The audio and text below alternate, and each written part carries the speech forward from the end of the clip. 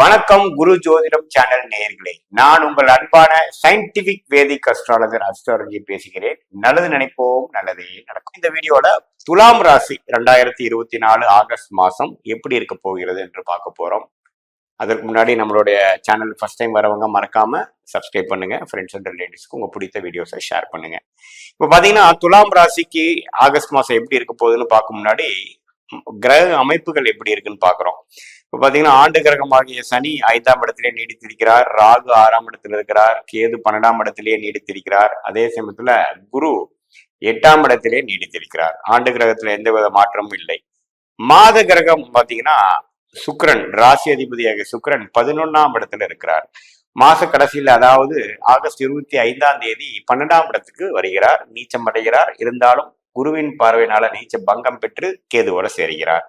அதே சமயத்துல சூரியன் பாத்தீங்கன்னா 10ஆம் இடத்துல இது வரைக்கும் இருந்த சூரியன் ஆகஸ்ட் 17ஆம் தேதி மாத செகண்ட் ஹாஃப்ல பாத்தீங்கன்னா 11ஆம் இடத்துக்கு ஆட்சி பலம், அவரோட ஓன் வீட்டுக்கு ஆட்சி பலம் பெறுகிறார். அதே சமயத்துல செவ்வாய் 8ஆம் இடத்துல இது வரைக்கும் இருந்த செவ்வாய் 9ஆம் இடத்துக்கு மாறுகிறார் மாச கடைசியில. சோ இத்தகைய ஒரு பயிற்சி துலாம் ராசிக்காரங்க எப்படி இருக்குன்னு பார்க்கும் பொழுது, ராசி அதிபதியே ஓரளவுக்கு 11ஆம் இடத்துல முழுக்க ஆல்மோஸ்ட் ஒரு 90% ஆஃப் த மந்த் இருக்கிறது பாத்தீங்கன்னா ஒரு நல்ல விஷயம்தான். அதே சமயத்துல அவருக்கு பிடித்த புதனோட சேர்ந்து இருக்கிறார், தவறு இல்லை. பிடித்த கொஞ்ச நாட்கள் சனியின் பார்வை பெறுகிறார். எப்போ ராசிநாதன் சனியின் பார்வை பெறுகிறாரோ அந்த டைம்ல கொஞ்சம் மன உளைச்சல்கள், டென்ஷன் வரக்கூடிய அமைப்புகள் இருக்கு. கொஞ்சம் பார்த்துக்கணும், உடம்பை பார்த்துக்கணும், மனதை பார்த்துக்கணுங்கிற அளவுக்கு இருக்கு. செவ்வாய் மாச கடைசியில் 8ல இருந்து நீங்கி 9க்கு வர்றது ஒரு நல்ல விஷயங்கள். இது வரைக்கும் இருந்த ஹெல்த் இஷ்யூஸ் எல்லாம் கொஞ்சம் சரியாகி கொஞ்சம் வாழ்க்கையில கொஞ்சம் அடுத்த லெவலுக்கு போகக்கூடிய அமைப்புகள் கண்டிப்பா இருக்கு.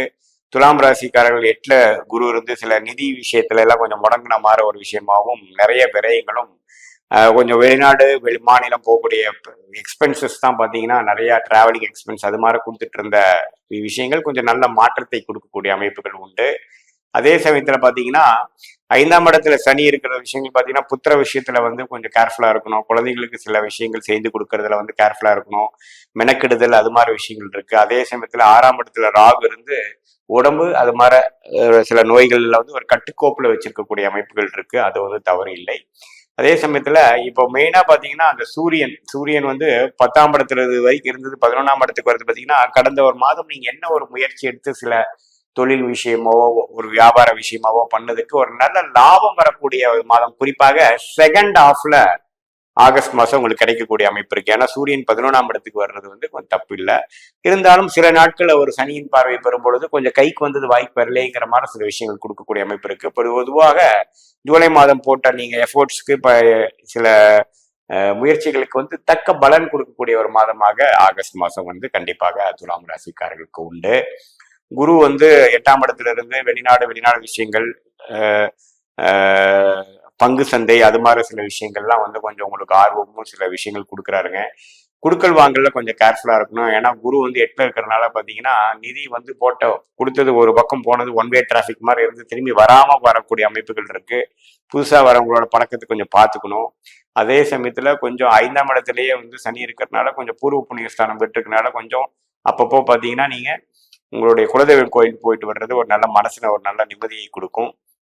அது மாதிரி அமைப்புகள் இருக்கு. ஸோ இது வரைக்கும் நீங்க என்ன ஒரு முயற்சிகள், மாணவர்களா இருந்தாலும் சரி, தொழில் அதிபர்களா இருந்தாலும் சரி, வேலையில் இருக்கிறவங்களும் சரி, ஜூலை மாசம் போட்ட எஃபோர்ட்ஸ்க்கு பாத்தீங்கன்னா ஓரளவுக்கு லாபமும் ஒரு ரெகக்னிஷனும் பெனிஃபிட்டும் மார்க்ஸும் கிடைக்கக்கூடிய ஒரு மாதமாக ஆகஸ்ட் மாசம் குறிப்பா செகண்ட் ஹாஃப் பெறக்கூடிய அமைப்புகள் கண்டிப்பாக துலாம் ராசிக்காரர்களுக்கு உண்டு. இது பாத்தீங்கன்னா உங்களுடைய ஜாதக அமைப்பு, உங்களுடைய தசாபுக்திகள் சிறப்பா இருக்கும் பொழுது நான் சொன்ன சாதகமான பலன்கள் அதிகமாகவும், ஜாதக அமைப்பு தசாபுக்திகள் கொஞ்சம் சிறப்பு இல்லாமல் இருக்கும் பொழுது நான் சாதகமான அமைப்பு கொஞ்சம் குறைவாகவும் இருக்கும். இது ஒரு பொதுவான பலன்களை தவிர இது துல்லியமான பலன்களா இருக்க முடியாது. உங்களுடைய ஜென்ம ஜாதகத்துல கிரகங்கள் எப்படி இருக்குது, நீங்க என்ன லக்னத்துல பிறந்திருக்கீங்க, என்ன தசாபுக்திகள் நடக்குதுங்கிற வச்சுதான் துல்லியமான பலன்கள் சொல்ல முடியும். மீண்டும் மற்றொரு காணொலியில் சந்திப்போம். நன்றி, வணக்கம்.